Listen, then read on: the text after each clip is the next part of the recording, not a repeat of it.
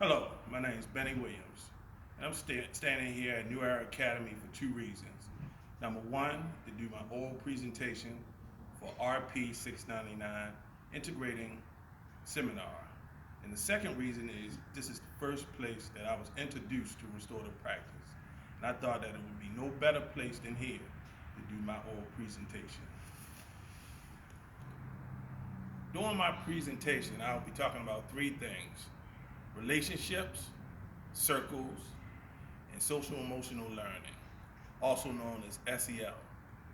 I will be talking about personal experiences with restorative practices and SEL. Before we get into the actual presentation, I want to first tell you what restorative practice is.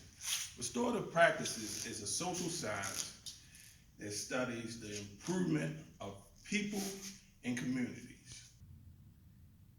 And let's remember that repairing relationships with restorative practices does not just stop at neighborhoods. We're also talking about schools, institutions, workplace, and within the family. Restorative practices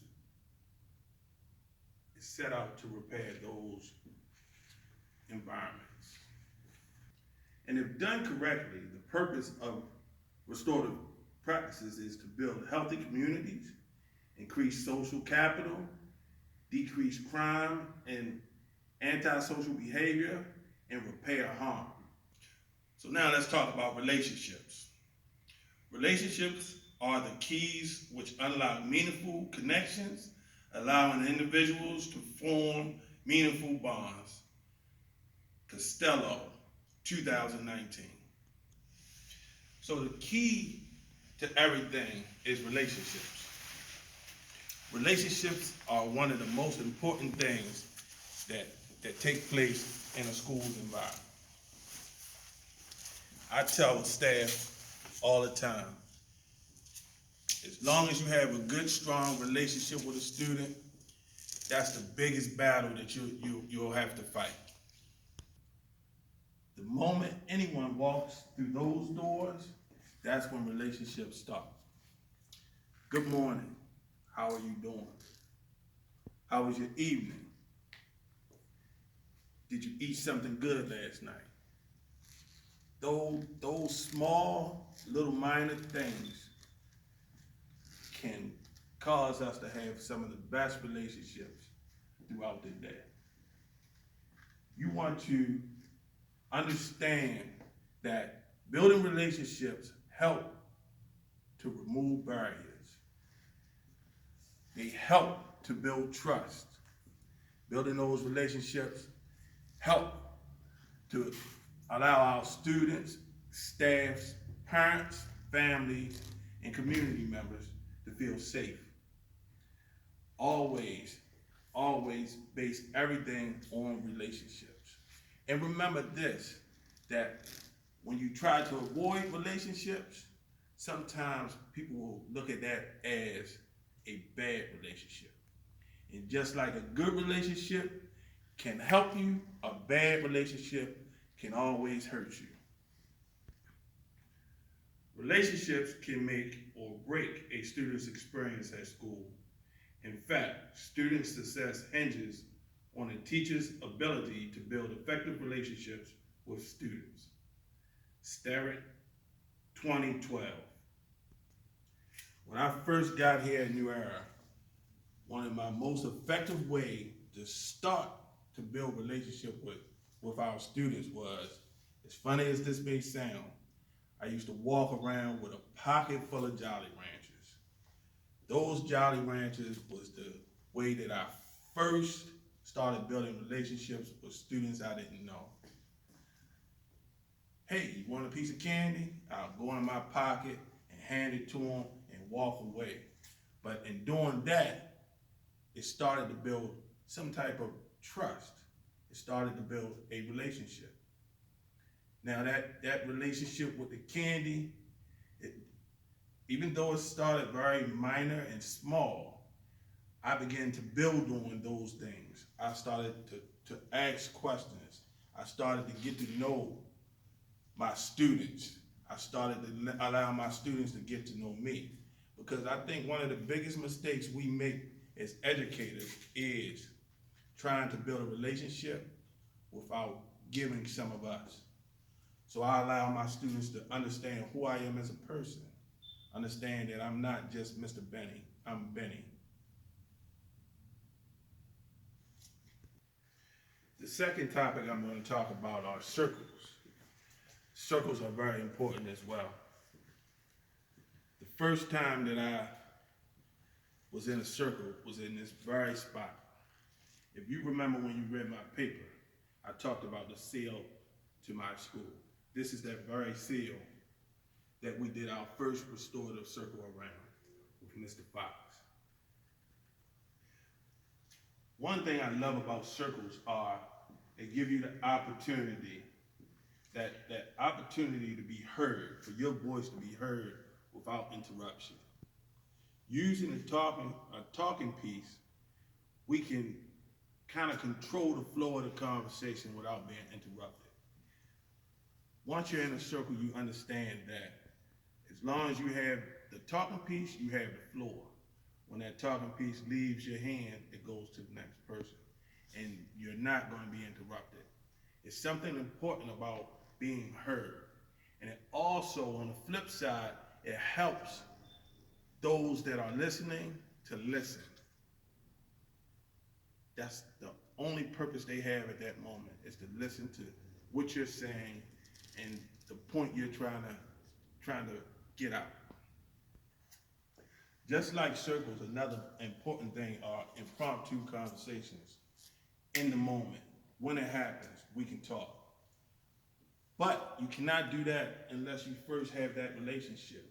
When you have the relationship, that gives you the opportunity to have impromptu conversations. If something happened bad or if something happens good, it's just always good to have those impromptu conversations.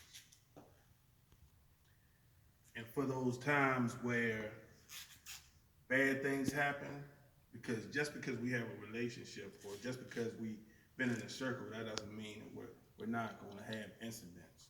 We do have incidents, but the relationships, they allow us the opportunity, and it allows everyone involved the safe space to be able to have a discussion on what happened, who was harmed, why did it happen. Those are very important things, and circles allow us, impromptu conversations allow us, relationships allow us to feel safe in those moments, to feel heard in those moments. And the other thing, the last thing we want to discuss is social emotional learning. SEL is what is better or commonly known as. And with this is very important as well. This is one of the things that I learned that kind of really stuck out to me. That as a child, I never learned anything about social emotional learning. I never knew how to de-escalate a situation. I never knew that I was traumatized. I always knew what trauma was, but I never knew that I lived in a trauma-filled environment. And I believe that with SELs, you'll learn that. Before I conclude this, I want to say a short story about the power of relationships. A couple of weeks ago, I had to go to a teacher's classroom to help de-escalate a problem with a teacher. No matter what I did, the teacher did not respond to me. I talked calmly. I tried to move from the environment. I did everything in my power for the situation not to get out of hand. But that teacher began to push my buttons. And I must be honest, I lost my cool. But in the midst of losing my cool, I called for help, called over the walkie for help.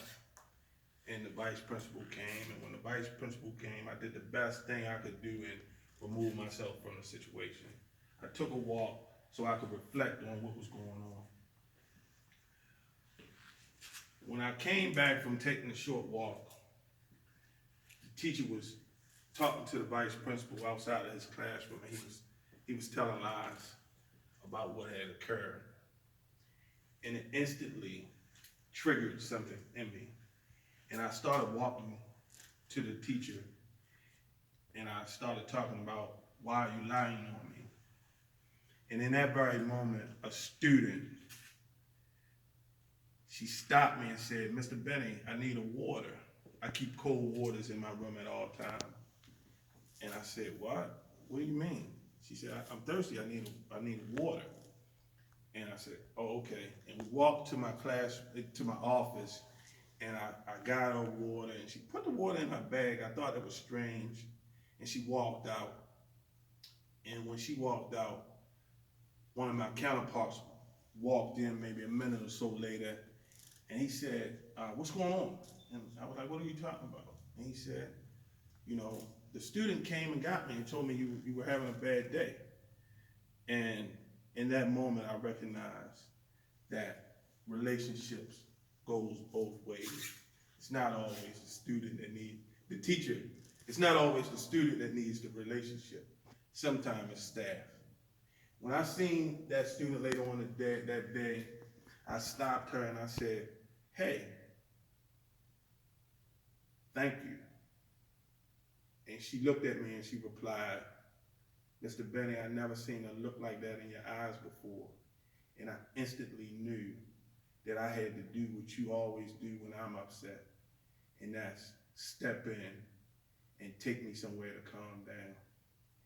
And that moment I recognized that relationships are important both ways. It's not just one-sided. In conclusion, I just want you to understand that relationships, circles, SEL, those things are very important in creating a safe environment in our schools. I hope that you take the time to read my paper and you can learn in depth how I feel about those topics and my experiences with restorative practice and social emotional learning in my work environment. Thank you.